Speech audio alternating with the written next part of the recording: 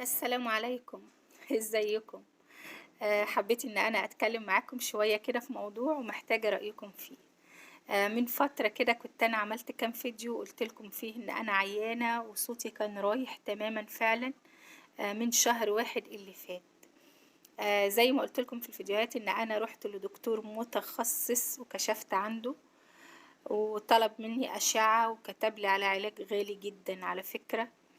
واخدت العلاج لمدة شهرين متواصلين ومفيش اي نتيجة، وكل ما اروح له يقول لي لا واظبي على العلاج، ولو ما جابش نتيجة هتعملي جلسات صوت. وطبعا ما كانش فيه اي نتيجة. فصدفة كنت رايحة الصيدلية عندنا في الشارع، فلقيت الدكتور الصيدلي فقلت اخد رأيه في الموضوع. قلت له يا دكتور انا من شهر واحد صوتي رايح تماما، معرفش ايه المشكلة.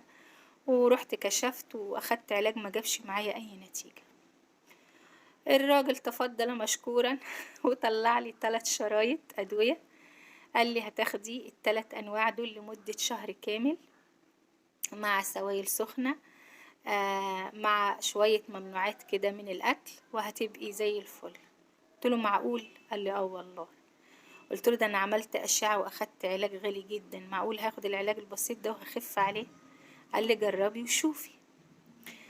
وسبحان الله يشاء الله ان انا من اول يومين اخدت فيهم العلاج، حسيت بتحسن كبير جدا، ودلوقتي الحمد لله ان انا قادرة اتكلم وصوتي اتحسن جدا. فانا مستغربة ازاي دكتور متخصص ما قدرش يديني علاج صح، ولا قدر يشخص حالتي صح ويديني علاج لمدة شهرين ما جابش معايا اي نتيجة.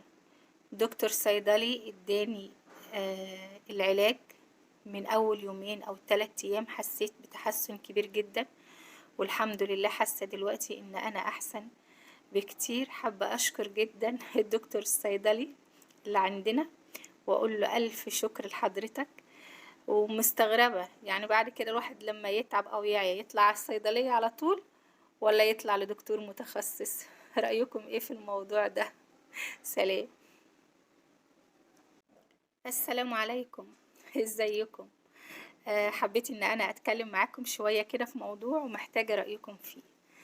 من فترة كده كنت انا عملت كام فيديو قلت لكم فيه ان انا عيانة وصوتي كان رايح تماما فعلا.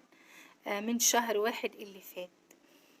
زي ما قلت لكم في الفيديوهات ان انا رحت لدكتور متخصص وكشفت عنده، وطلب مني أشعة وكتب لي على علاج غالي جدا على فكرة. واخدت العلاج لمدة شهرين متواصلين ومفيش اي نتيجة، وكل ما اروح له يقول لي لا واظبي على العلاج، ولو ما جابش نتيجة هتعملي جلسات صوت.